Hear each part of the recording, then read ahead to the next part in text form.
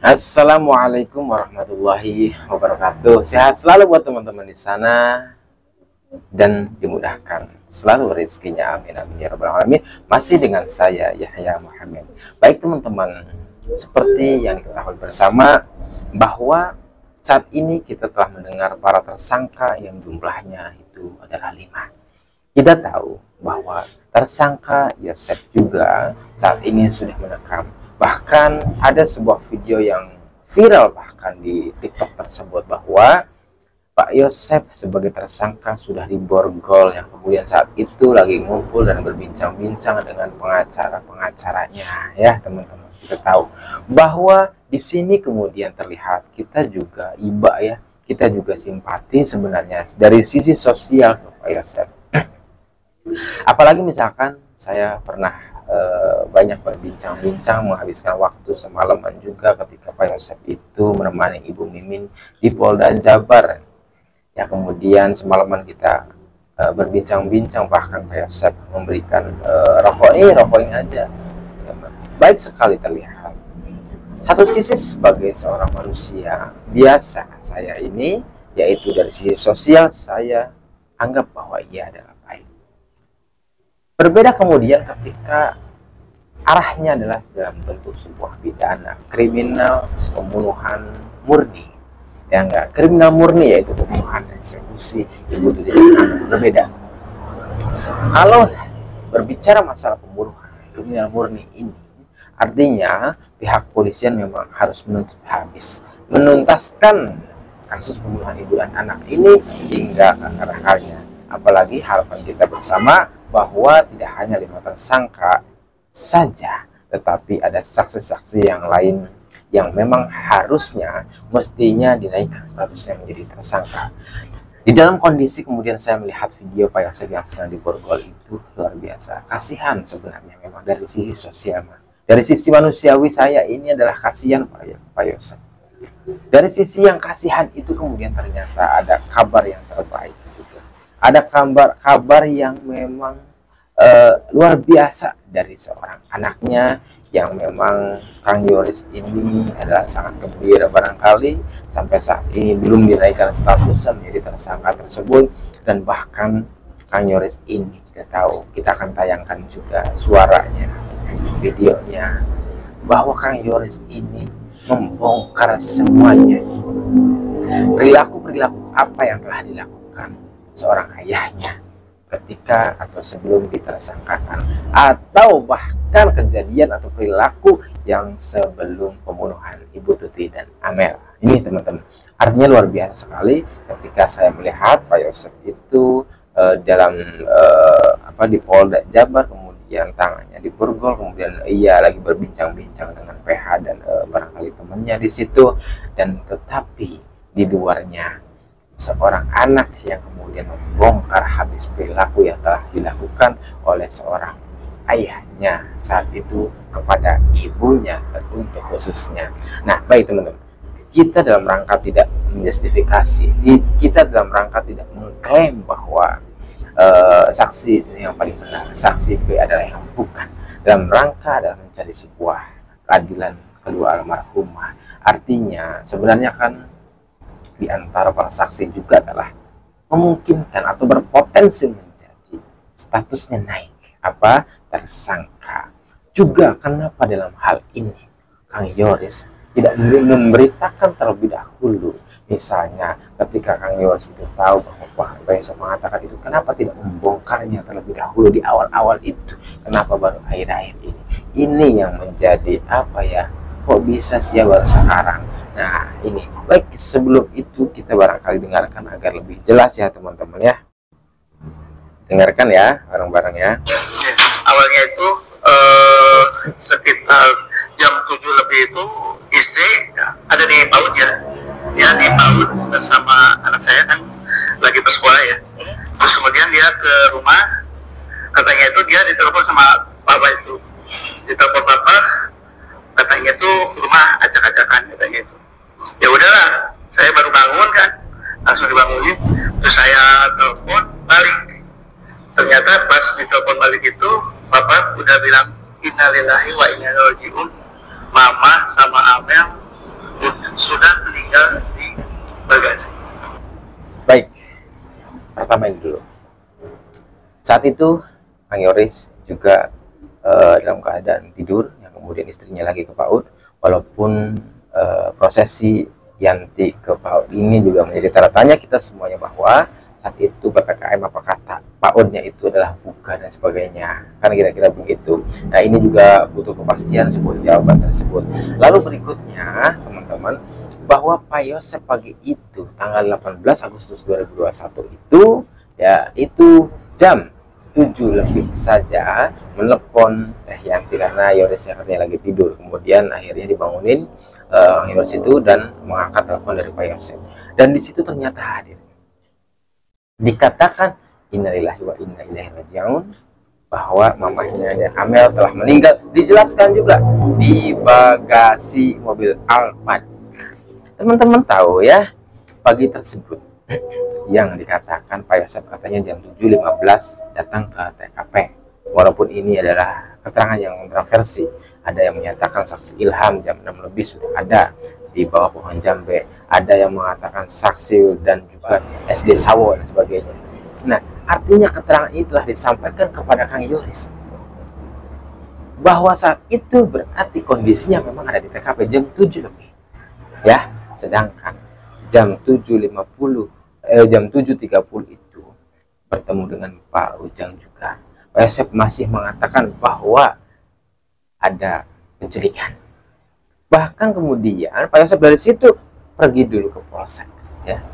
Pergi dulu ke Polsek melaporkan bahwa ada kejadian penculikan. Artinya berapa durasi yang dibutuhkan dalam perjalanan ke Polsek, kemudian menelpon Yoris. Sedangkan pengakuan Kang Yoris itu jam 7 lebih saja menelpon bahwa telah meninggal. Kalau durasi yang dibutuhkan teman-teman ya, jam 7.30 kemudian pergi ke Polsek Waidah dulu, bahkannya berhenti dulu ya, ngobrol dulu, kemudian ke Polsek. Proses laporannya berapa lama durasinya? Barangkali sekitar lama lah ya, setengah jam minimal itu dibutuhkan ketika pelaporan ke Polsek itu. Kemudian dari Polsek juga datang ke TKP berapa jam? Lalu kapan? Di saat apa Pak Yosep telepon atau menyampaikan berita duka tersebut kepada Yoris pastinya? Artinya ini dimungkinkan bahwa Pak Yosep memang ada masih di TKP, artinya sudah mengetahui adanya pembunuhan Ibu Tuti dan Amel, bahkan sudah mengetahui ada di Alphard tersebut. Nah, ini adalah fakta.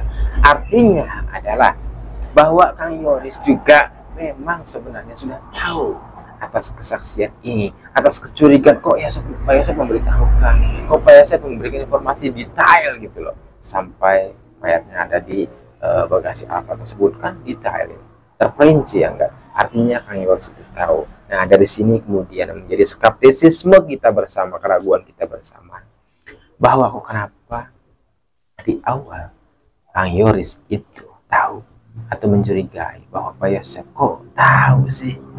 Apakah ini juga menjadi sebuah penulisan BAP yang telah ditulis oleh Kang Yoris kepada pihak penyidik itu di saat awal mula itu? Karena kita tahu bahwa keterangan yang seperti ini juga menjadi petunjuk saksi. Ingat, petunjuk adalah bagian daripada alat bukti. Ingat, saksi juga, keterangan saksi menjadi sebuah alat bukti. Ketika petunjuk mengarah kepadanya, kemudian keterangan saksi mengarah kepadanya, menjadi dua alat bukti. Sudah menjadi tersangka. Kenapa ini terjadi? Tidak di awal-awal. Misalkan Kang Yoris kasih tahu atau tulis di dalam PAP itu bahwa ini tidak sesuai. Kalau saya nelpon ke saya jam segini misalnya ya, nelpon saya jam ini berarti kan ada di TKP misalnya gitu. Ini adalah kecurigaan ini. Ini adalah petunjuk. Ini adalah keterangan saksi yang menjadi alat bukti. Apabila barangkali Kang Yoris di pagi tersebut pertama kali itu menyatakan di dalam BAP-nya kecurigaannya pada dia terkait ini B dan C, maka ini menjadi sebuah alat bukti dan bisa ditersangkakan saat itu juga. Baik, selanjutnya teman-teman, kita dengarkan kembali apa yang telah dibongkar oleh Kang Yoris untuk bapaknya, ketika bapaknya saat ini sudah direkam dan sudah diborgol barangkali. Apa gitu?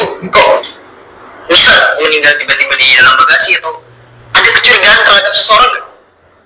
Memang sempat ya, awal itu istri, masa ini ada percecokan gitu antara papa mama sama Amel lah gitu, terutama sama papa lah gitu kan. Tapi udahlah kita berpikir udah gimana aja dulu kita kesana gitu kan. Kita langsung ke TKP waktu itu. Kalau boleh tahu nih Mas, gue potong ya. Kalau boleh tahu gimana sih sifatnya Bapak waktu semasa menikah dengan ibunya Mas? Ya mungkin dulu baik ya, baik. Tapi sebelum itu dia sebelum dia menikah lagi lah, menikah ini lah apa ya namanya itu poligami. Oh itu tapi resmi ya menikahnya ya? Siri. Oh siri ya? Ada perbedaan perlakuan dari Bapak Yosef sebelum dan sesudah menikah dengan Bu Mimin ya, ke keluarga ya, ke Mas, ke Amel juga Ada ya, Amel juga. itu perlakuan yang tidak menyenangkan setelah menikah berarti yang diterima. Betul. Pas awal-awal menikah sama si istri Siri ini kan dia boncengan, ini kan kelihatan sama mama gitu, banyaklah kecocokan. Terus ada KDRT juga pernah. Ada KDR. Jadi mama itu didorong berkelahi lah gitu kan, didorong ke kursi sambil ditahan ininya. Ilmu ya. Iya. Terus sama saya, udah gitu kan. Ya saya marah lah gitu. Sama si Amel nangis. Tapi ada indikasi permainan, maksudnya Bapak sering main wanita atau emang cuma sama dia doang? Oke, sebentar ya, teman-teman. Ternyata ini juga baru dikatakan kabar ini. Sering kali kita mendengar lebih dulu ya, bahwa keterangan daripada tersangka itu adalah selalu baik, tulus. Bahkan seperti yang Yoris rekam dengan tersangka itu juga bahasanya, saya tulus selalu, saya selalu baik terhadap ibumu, kepada Amel, kepada Yoris, selalu dikatakan seperti itu. Tapi ternyata kemudian keterangan Yoris ini berbeda ya teman-teman, bahwa ternyata ada perlakuan kasar dari tersangka Y kepada ibu. Ini juga saya baru mendengar ya teman-teman ya. Dulu saya nggak mendengarnya. Kalau dulu kan diceritakan sebuah teror misalkan dari semutnya kan, ya kan, itu ada teror memang kepada ibunya, tetapi terkait dengan tersangka Y-nya itu tidak pernah dijelaskan atau dibongkar seperti ini. Tapi ternyata hari ini dibongkar, alhamdulillah. Jadi kita tahu semuanya bahwa ternyata ada KDRT ya, ada kekerasan ternyata di situ. Ternyata Pak Yosef itu tersangka itu begini begini ya, kemudian terjadi percakapan dan sebagainya, itu kan didudukan di kursi tersebut sesuai keterangan Yoris itu. Akhirnya Yoris itu memisahkan itu dan sebagainya. Nah teman-teman, artinya ini adalah sesuatu yang tidak sinkron juga ya.